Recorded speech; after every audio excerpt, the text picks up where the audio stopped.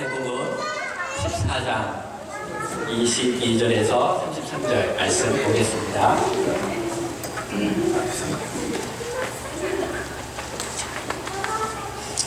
오늘은 제가 먼저 읽고 여러분 그 다음 절 읽고 이렇게 교독해 보겠습니다. 33절까지 읽겠습니다.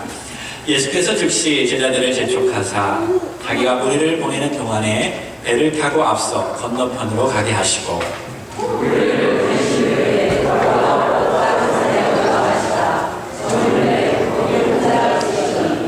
배가 이미 육지에서 소리나 떠나서 바람이 거슬림으로 물결로 인하여 고난을 당하더라.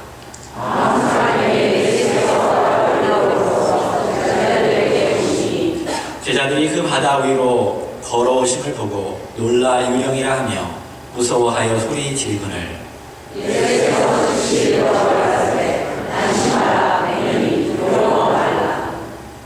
베드로가 대답하여 가로되 주여 만일 주시오는 나를 명하사 물 위로 오라 하소서 한대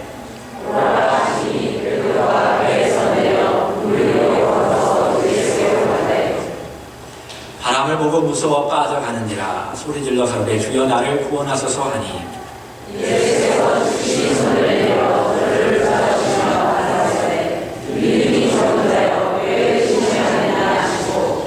배 함께 오름에 바람이 그치는지라 배에 있는 사람들이 예수께 따르며 가로되 진실로 하나님의 아들이로소이다 하더라. 아멘. 자리에 앉아주십시오.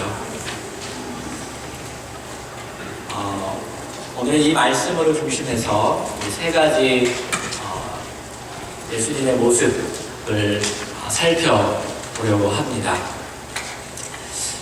먼저 말씀을 다시 한번 읽어보려고 하는데요. 22절, 23절에 보니까 예수께서 즉시 제자들을 재촉하사 예수님이 재촉하셨어요. 자기가 무리를 보내는 동안에 배를 타고 앞서 건너편으로 가게 하시고 무리를 다 보내신 후에 기도하러 따로 산에 올라가시다. 저물매 거기 혼자 계시더니 라고 말해요. 예수님께서 즉시 제자들을 다른 곳으로 떠나게 하는 이유가 무엇일까요? 도대체 그 자리는 어떤 자리였을까요? 이 배경을 우리가 알아야 합니다. 요한복음에 보면 예수님께서 오병이어의 기적을 일으키셔요. 기억하시죠? 예. 물고기 2마리, 보리떡 5개로 남자만 5,000명. 그러니까 여자와 아이들, 또 노인들 이렇게 합치면 아마 2만 명 이상이 될 거죠. 겉들이 먹여 살리는 부분을 이제 사람들이 본 다음에 와우! 이 사람만 있으면 우리 이스라엘이 독립도 하고 우리는 배불리 먹고 살 수 있겠구나 하는 마음이 있어서 그들이 예수님을 이스라엘 왕으로 삼으려고 하고 있습니다. 예수님이 기도만 하면 경제 문제는 끝납니다. 예수님이 있으면 그 갈릴리 지역에 수많은 병자들이 왔는데 예수님이 다 고쳐주었습니다. 오는 자들은 누구와 상관없듯이 부자든 가난하든 잘생겼든 못생겼든 다 고쳐주셨어요. 병원도 필요 없습니다. 예수님만 있으면 되는 거예요.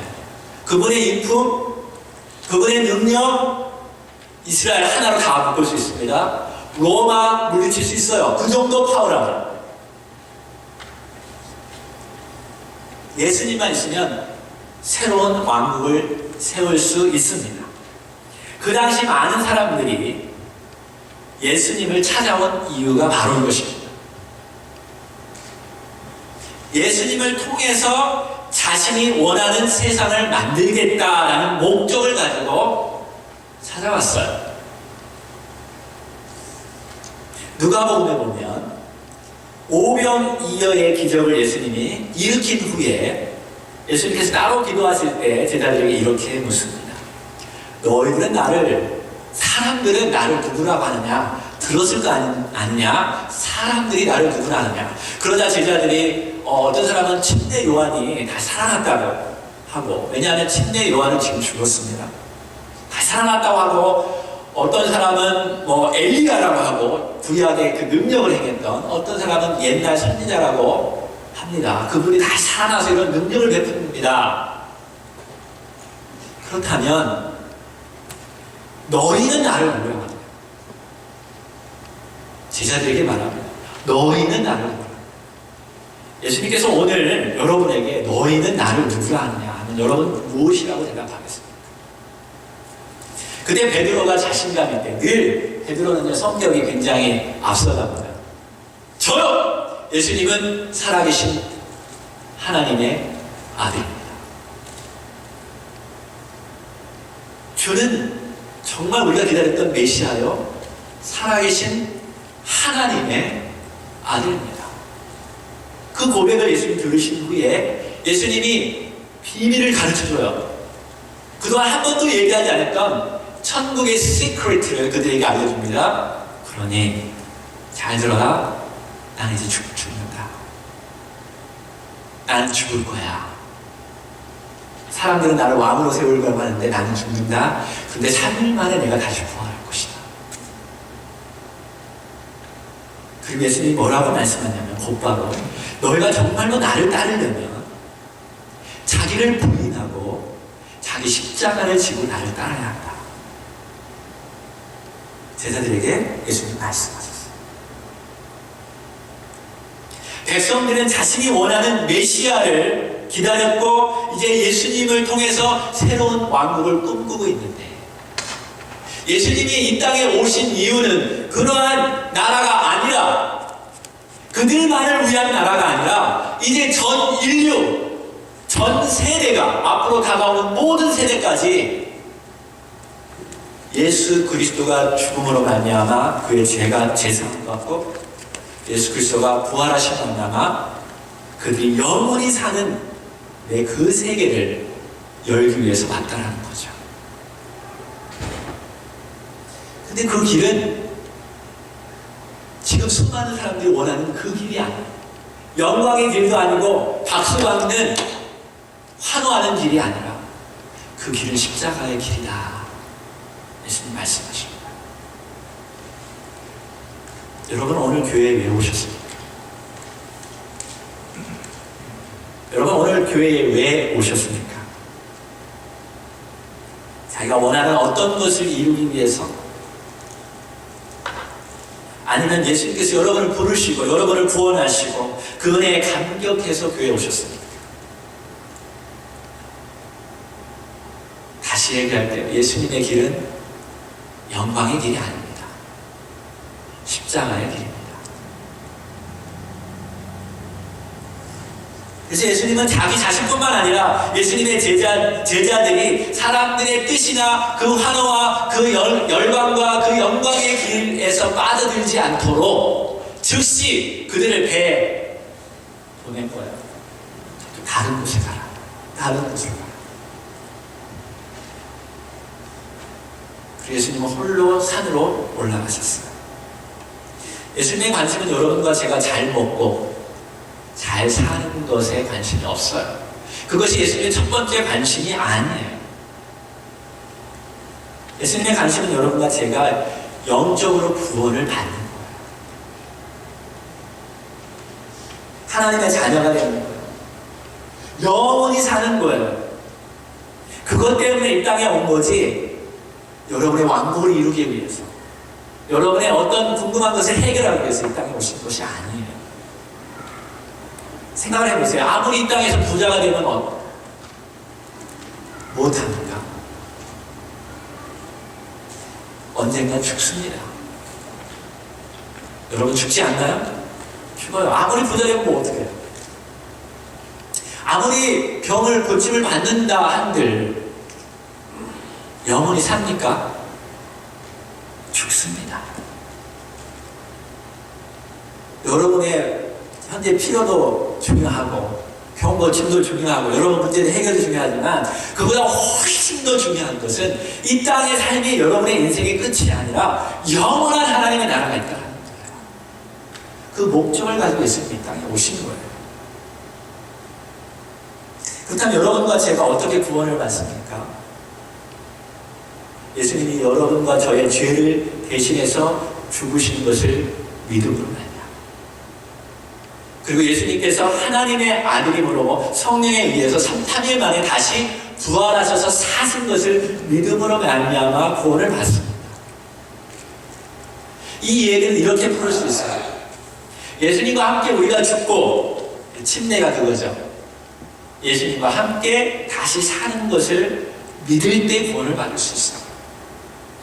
크리스찬의 삶은 나 혼자의 삶이 아니라 예수님과 함께 사는 거예요. 예수님의 진리를 가지고, 예수님이 나에게 주신 생명을 가지고 예수님의 길을 가는 것이 크리스찬의 삶이에요. 그것이 구원의 길이에요. 그냥 구원받고 하나님 땡큐 하고 내 원하는 대로 가는 길이 크리스찬의 삶의 길이 아니에요. 주님과 함께 주님의 진리를 가지고 거룩함을 가지고 살아가고 세상의 흐름에 반대해서 죄 속에 빠지지 않고 구원에 감격해서 사는 것이 크리스찬의 삶인 거예요. 그 길이 복된 길입니다. 그러나 세상은 여러분을 가만 놔두지 않아요. 세상은 여러분에게 권력을 줍니다. 행복을 줍니다. 유혹합니다. 그래서 그 자리에 머물도록 지금 이 세상이 네가 정말 꿈꾸고 바라보는 모든 거야. 여기서 행복해지렴, 여기서 건강해지렴, 여기서 네 꿈을 다 이루어보렴, 그 자리에 머물게 하죠. 예수님께서 제자들을 그렇게 내두지 않습니다. Go, get out of here. 여기서 나가야 돼, 떠나야 돼. 재촉해서 십자가의 길을 가게 하시고, 예수님은 어디에 가셨냐면 산에 올라가서 무엇을 하셨을까요? 예수님 무엇을 하셨을까요? 기도하셨어요. 기도하셨어요. 예수님도 혼자 사역하지 않냐고 늘 하나님의 뜻을 기대하고 바라보고 하나님의 뜻대로 살아가는 모습을 우리는 기도를 통해서 볼 수 있어요. 많은 사람들이 열광하고 예수님을 왕으로 삼고 그렇게 하면 너무나 평강이 넘치고 기쁨이 넘치고 세상이 다 자기 것이 되는데 그것을 다 버리고 하나님의 뜻을 바라보면서 기도했어요. 예수님께서 기도했다면 여러분도 기도해야 하지 않겠나?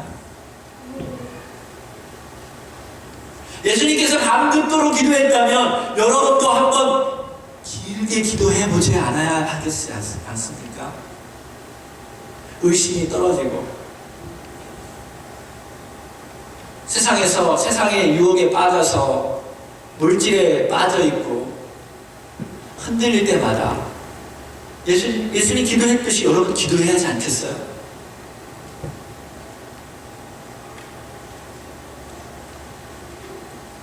언제 여러분 예수님처럼 기도해 보셨습니까? 언제 하나님의 나라를 위해서 여러분 예수님처럼 기도하셨습니까? 여러분 병 고치고 건강해지고 부유해지고 그런 거 말고 언제 십자가의 길을 놓고 하나님께 부르시며 기도해 보셨습니까?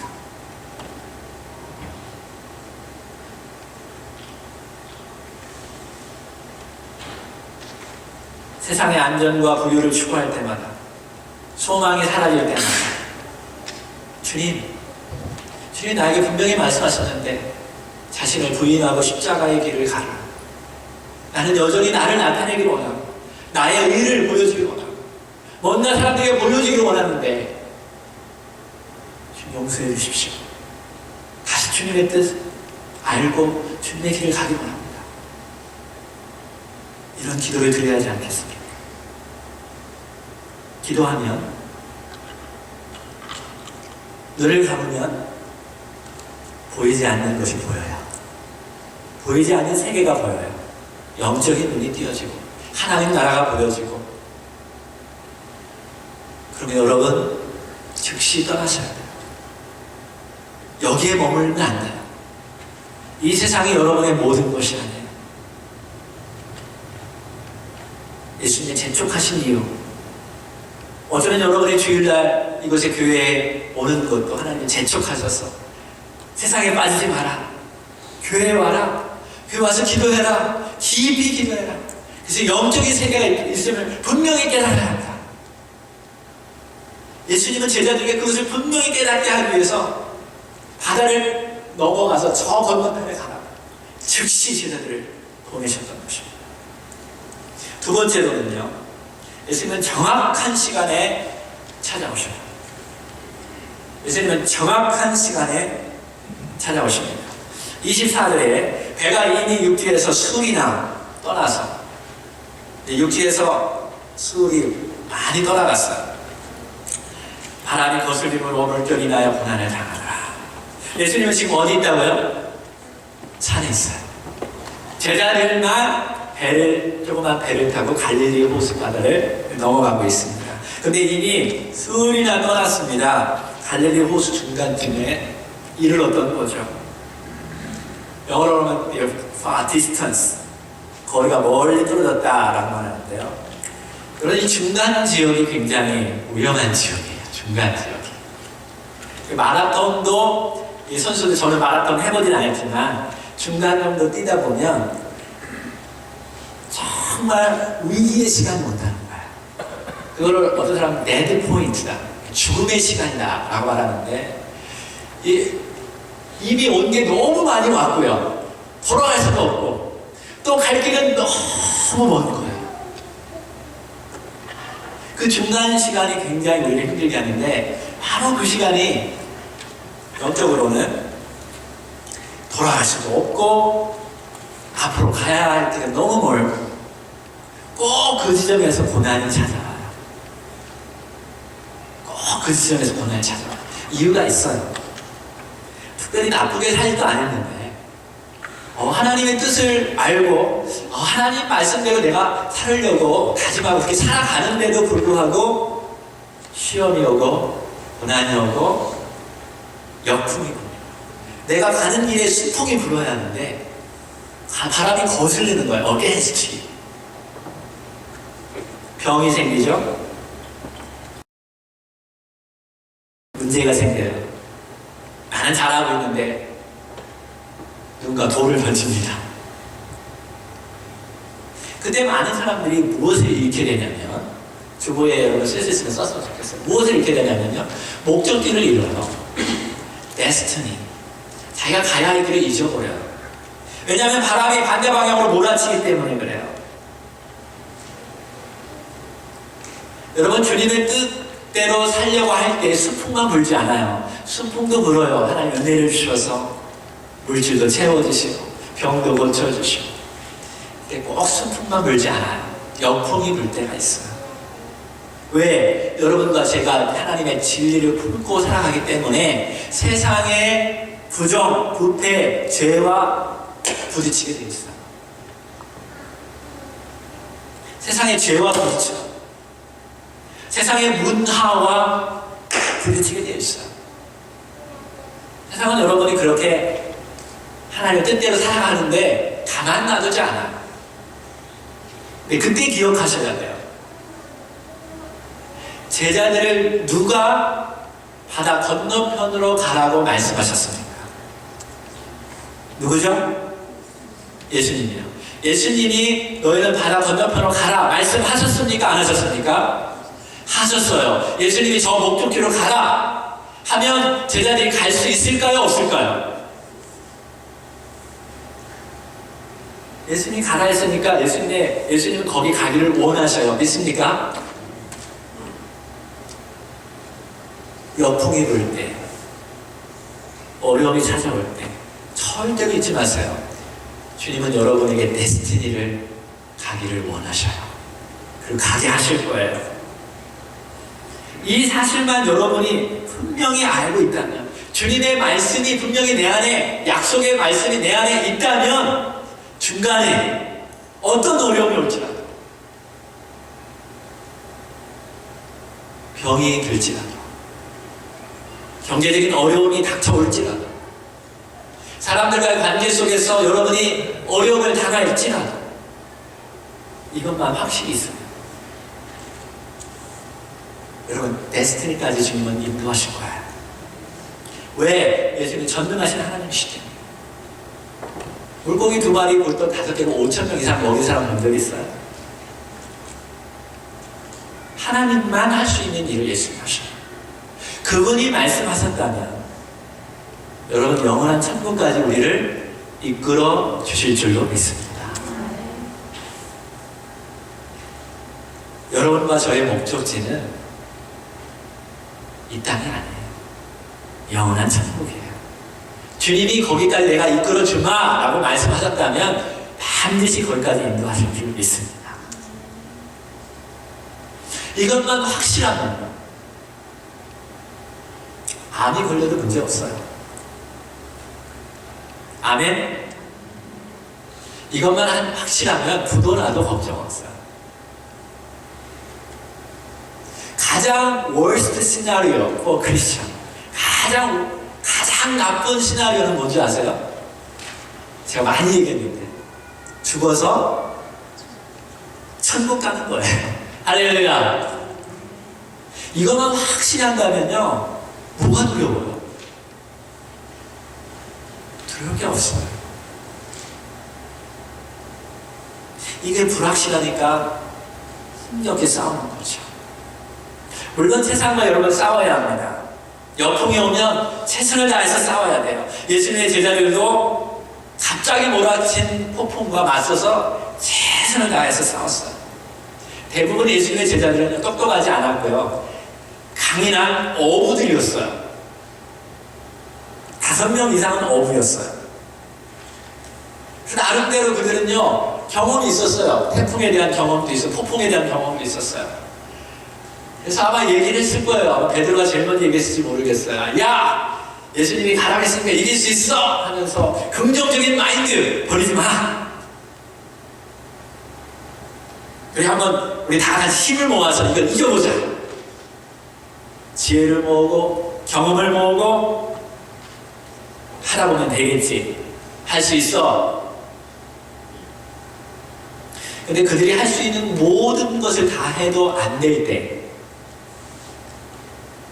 우리들은 진짜 하나님과 부딪히게 돼 있어요. 우리가 모든 것을 다 해봤는데도 안 될 때 그때의 기도가 진짜 기도가 나오겠죠. 하나님 정말 살아계시다면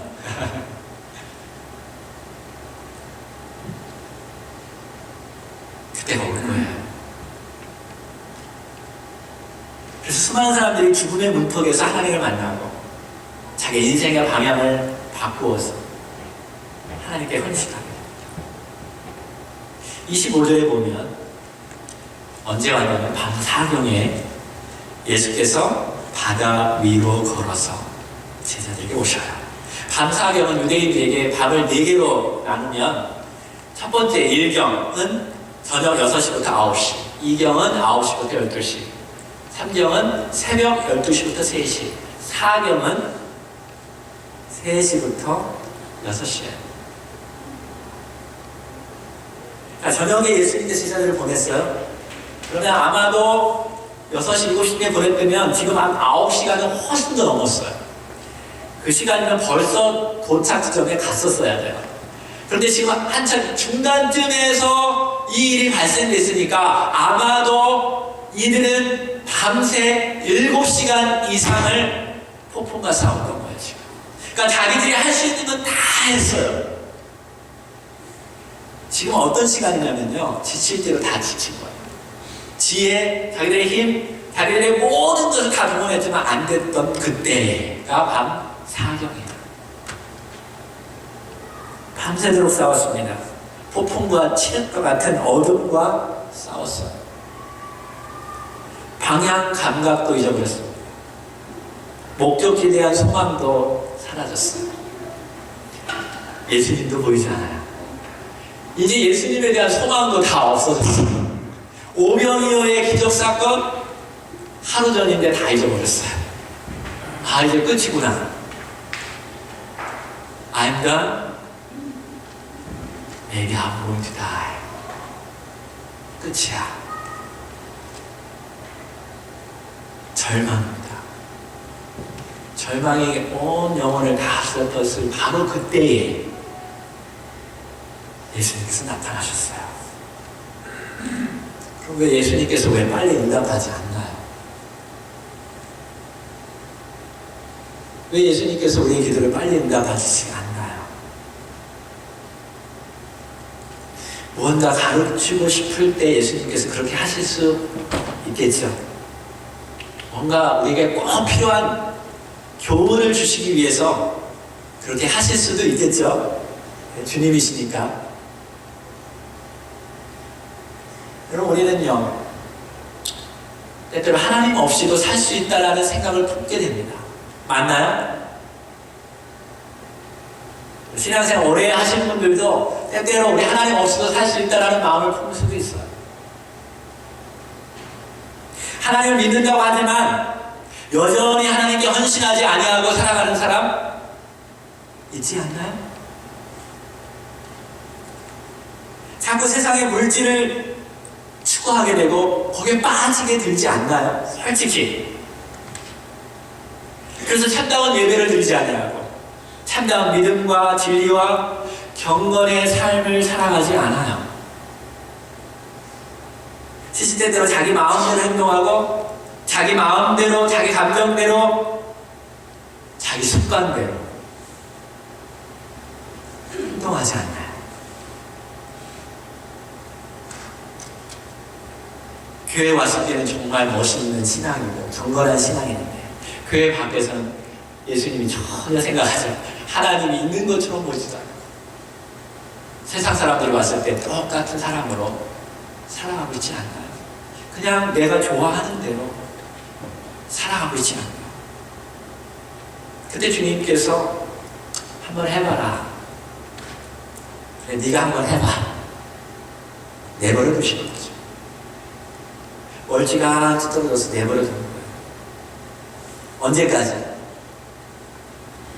완전히 지칠 때까지. 완전히 손을 들 때까지. 그때까지 기다려야 하지 않겠어요?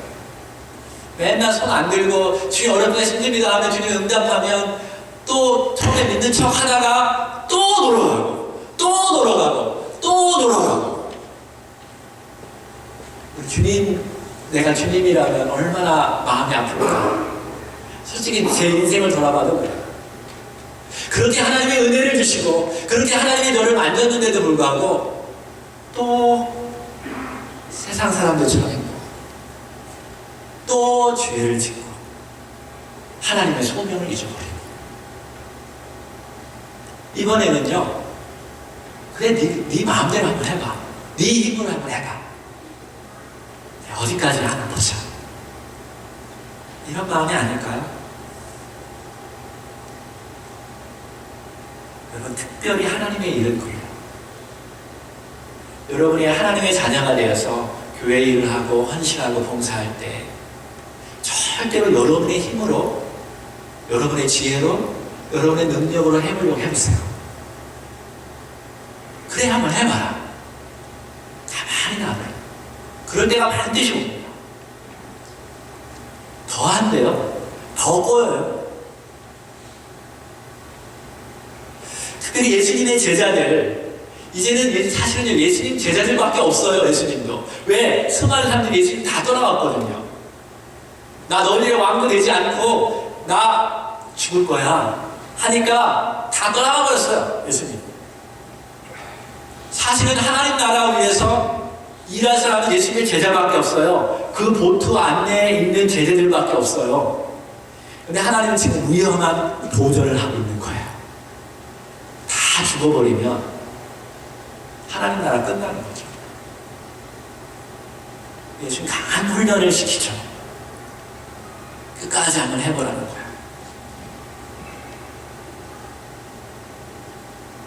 여러분, 예수님은 가장 적절한 시기에 우리를 찾아오는데 우리가 완전히 자기의 힘을 내려놓을 때까지 예수님은 기다리셔요. 그래서 목회를 잘하려면 늘 이야기 듣는 게, 선배 목사님은 늘 얘기하는 게 그거예요. 힘을 빼야 한다. 많이 들었는데도 또 잊어버려요. 또 잊어버려요. 또 잊어버려요. 운동선수들 보면 여러분 그 얘기 많이 하죠. 힘 빼야 된다. 힘 빼야 된다. 힘을 빼야 어깨에 힘도 빼고 그래야 정확하게 골프도 할 수 있고 테니스도 할 수 있고 다 힘을 빼야 합니다. 그래야 더 잘 집중한다.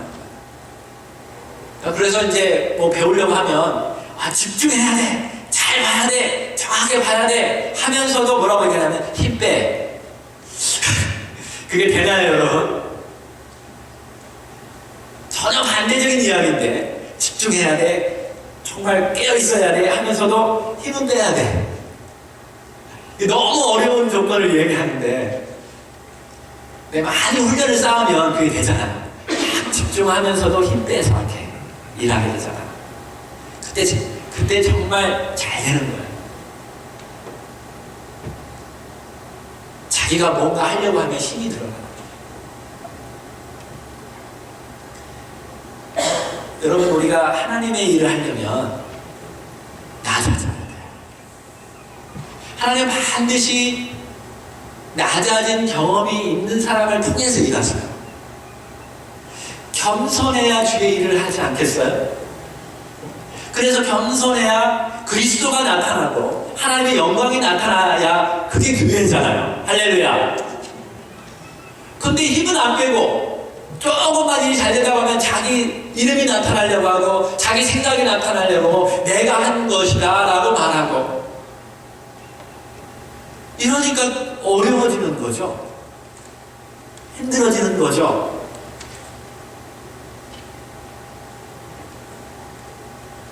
자기 자랑하고 자기 힘을 드러내고 욕심을 부리면요, 하나님 멀리서 떨어져요.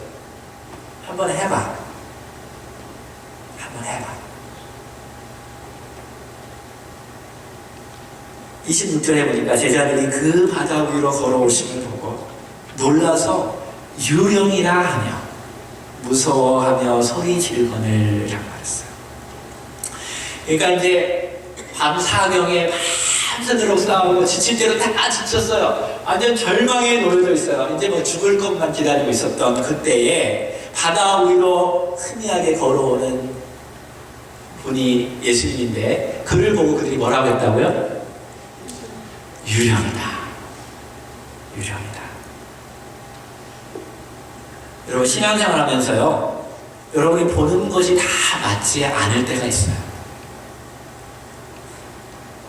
여러분, 지금 눈으로 보는 것이 정확한 판단이 아닐 수가 있어요.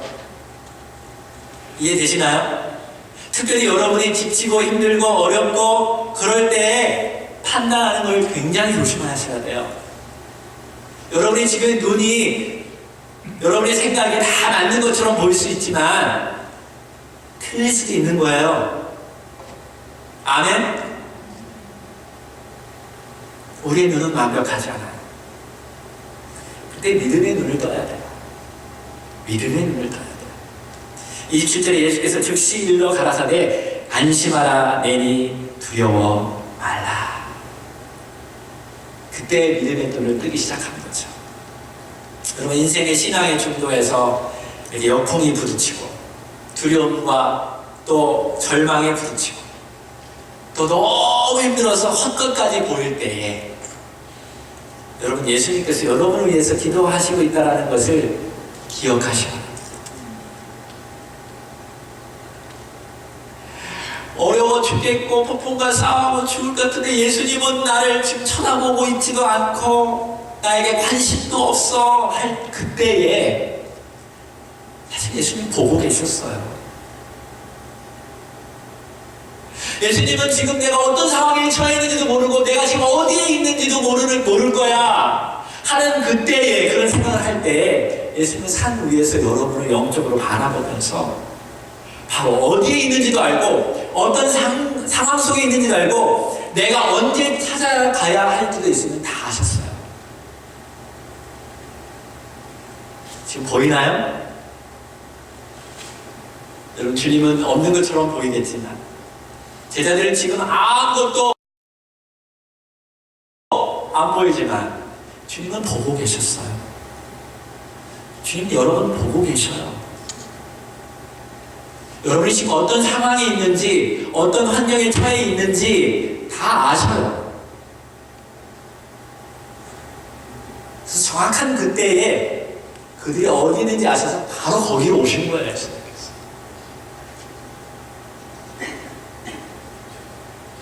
세 번째, 지금 폭풍도 다스리시는 예수님이세요. 하나님의 아들이시죠. 폭풍도 컨트롤하시는 하나님의 아들이셔요. 28절 우리 같이 한번 읽어봅시다.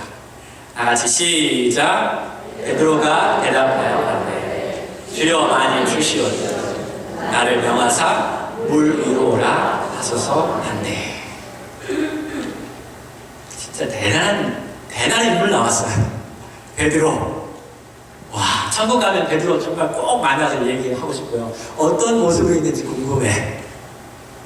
도대체 어떤 사람이길래 지금 막 목숨이 위태롭고 소망까지 다 잊어버린 그때에 더 나아가는 거예요. 정말 놀라운 사람이에요. 사실 여러분 오병이어를 여러분 눈으로 한번 그 사건을 보았다고 생각해 보세요. 물고기 2마리, 물떡 5개로 예수님이 5,000명 이상을 기적을 베풀어서 먹였다고 생각해 보세요. 그럼 최소한 예수님이 보통 사람이 아니라는 걸 분명히 알 수 있을 거예요. 그리고 자기 이름으로 하나님의 아들이라고 했잖아요. 자, 보세요. 그 다음에 물 위로 올라오셔요. 진짜로 여러분 그런 분 보시면 꼬라지고 믿지 않겠어요? 하나님이라고 하면 하나님이라고 믿지 않겠냐고요? 믿을 거죠? 대단한 베드로예요. 이제 거기에서 더 나아가는 거예요. 내가 한번 경험해보고 싶은 거예요. 그래서 예수님, 진짜 주시거든, Lord, 하나님이시거든, 내가 정말 고백했던 하나님이시거든, 나를 명하사 물 위로 올라오게 해주십시오. 대단해. 저는 그렇게 못할 것 같은데 베드로는 했어요. 예수님이 Come! 와라.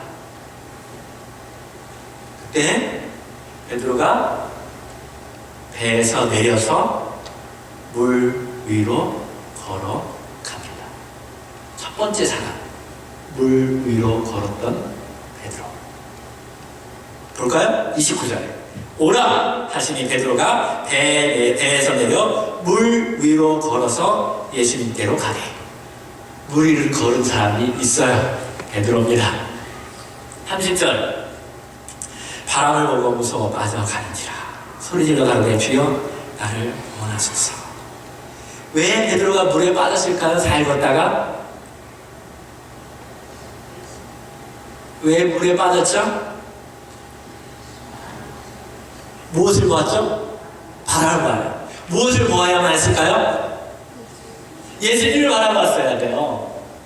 예수님의 말씀, 예수님의 모습을 바라보면서 확실한 믿음을 가지고 예수님을 바라보면서 한 걸음 한 걸음 계속 나가면 되는데 중간에 그만 바람을 쳐다보니까 그 환경에 의해서 물속에 빠져가는 거예요. 예수님만 바라봐요. 환경을 바라보니까 빠져가는 거죠. 잘 보십시오. 여러분, 예수님이 지금 풍랑 위에 있는 거 맞죠? 지금 여전히 바람 부는 거 맞습니까? 잘 보세요. 바람 여전히 불죠? 그 다음에 파도가 엄청 치고 있어요. 맞죠? 그러면 예수님은 지금 어떻게 하고 있을까요? 이렇게 하고 있을까요? 와라! 이렇게 하고 있을까요? 아니면 come, 와라! 이렇게 하고 있었을까요? 생각해보세요. 첫 번째, 두 번째. 2번. 저도 그거라 믿습니다. 예수님이 그 폭풍 위에 있어요. 여러분을 집어삼킬만 하고, 여러분을 무너뜨리고, 여러분의 신앙까지 내려뜨릴 수 있고, 여러분을 죽일 수 있는 그 폭풍 위에 계신 분이 바로 예수님이죠. It's under his feet. 예수님의 발 아래에 있어요. 그건 뭐냐면 예수님이 컨트롤하고 있더라. 여러분 그 사실을 믿으시기 바랍니다. 무엇이 무섭습니까? 무엇이 여러분 하여금 신앙이 흔들리게 합니까? 무엇이 여러분 하여금 지치게 하고 절망 가운데 있습니까? 여전히 그것이 예수님의 발 아래에 있다는 사실을 지금 보시기 바랍니다. 두려워하지 마세요. Fear not. 영어로는 fear not. 두려워하지 마. 왜? 여러분 예수님 바라보고 신앙생활하는 크리스찬들이잖아요. 그 이외에 다른 것은 예수님의 발 아래에 있어요. 두려워하지 마십시오. 병드는 것 두려워하지 마세요. 물질적인 어려움 두려워하지 마세요. 정치적인 문제들 두려워하지 마세요. 다 여전히 하나님의 컨트롤 아래 있다는 사실을 믿으시기 바랍니다. 보스들 누가 여러분을 힘들게 하요? 어떤 환경이 여러분을 하여금 믿음을 흔들리게 합니까? Fear not. 두려워하지 마라. 베드로야, 두려워하지 마. 두려워하지 마. 두려워하지 마. Fear not. Fear not. 예수님을 바라보십시오. 어려움이 올 때마다 예수님을 바라보십시오. 그 위에 계신 예수님께서 컨트롤하고 계셔요. 31절에 예수께서 즉시 손을 내밀어 저를 붙잡으시네. 가라사대 믿음이 적은 자여 왜 의심하지 마시고. 32절 다 같이 읽어볼까요? 시작. 배 함께 오르네. 바람이 그치는지라.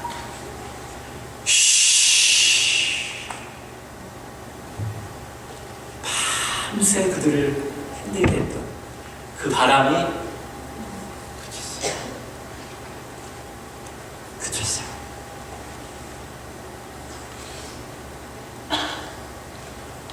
예수님이 역사하면요, 여풍도 아무것도 아니에요. 예수님이 역사하면 질병도 아무것도 아니에요. 예수님이 역사하면 직장 문제 아무것도 아니에요. 또 다른 길을 열어줄 수 있고 여러분 데스티니까지 인도하셔요.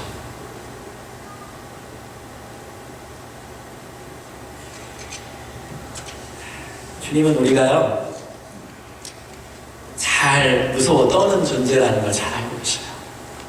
그죠?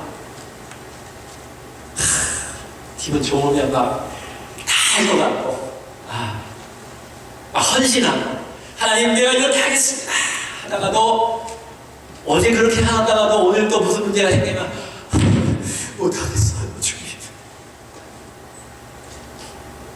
쉽게 변하는 우리를 잘 알고 계십니다. 주님 말씀하셔요. Fear not. 두려워하지 마. 그럴 때일수록 나를 쳐다봐라. I am your sheep. 내가 너와 함께하고 있잖아. 내가 너와 함께한다고 약속했잖아.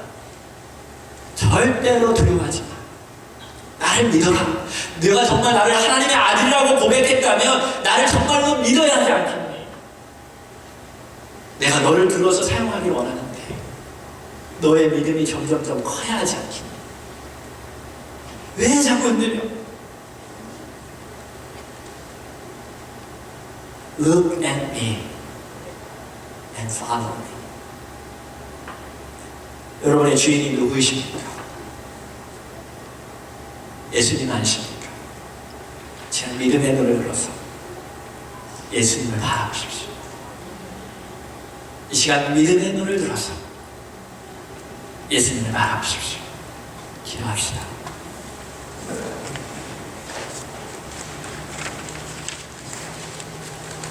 기도하면서 주님, 두려운 것이 무엇이 있습니까? 그동안 무엇을 두려워했습니까? 어떤 때 두려워했습니까? 예수님보다 강한 것이 있나요? 이 세상에 어느 것도 예수님의 사랑에서 여러분을 빼앗아갈 수 있는 아무것도 없어요. 심지어 세상이 여러분의 목숨을 앗아가도 여러분의 영혼은 예수님께서 붙잡아 주셔서 영원히 살게 하셔. 예수님 말씀하시지 않았습니까? 바다 건너편으로 가라.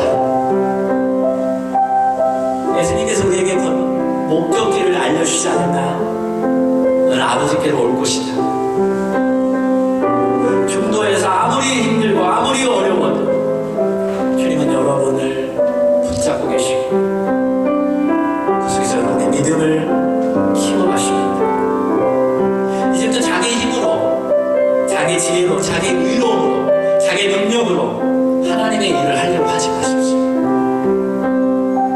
예수님의 능력으로, 예수님의 방법으로 기도하면서 겸손히 사용하십시오. 여러분이 내려놓기 시작할 때 무한하신 하나님의 능력이 여러분을 이끌어갈 것입니다. 힘을 빼세요. 힘을 빼세요. 그리고 이 시간에 주님만 바라보세요. 주님만 바라보세요. 주님은 한 번도 여러분을 잊은 적도 없고 떠난 적도 없어요. 여러분을 바라보고 계십니다. 여러분의 믿음을 세워가기 위해서 때로는 멀리 떨어질 수도 있을지라도 여러분을 붙잡고 계시고 가장 적절한 때에 찾아오시는 주님이시고, 오늘 고백하지 않겠습니까? 오늘 주님, 제가 주님을 온전히 믿고 나를 이제 부인하고 십자가의 길을 가길 원합니다. 이제 세상에 물들지 아니하고 거기에 빠져있지 아니하고 늘 주님을 바라보면서 영적인 구원의 그 복음을 증거하면서 살 수 있도록 도와주시옵소서. 이 모든 말씀 우리 주 예수 그리스도의 이름으로 기도했습니다. 아멘.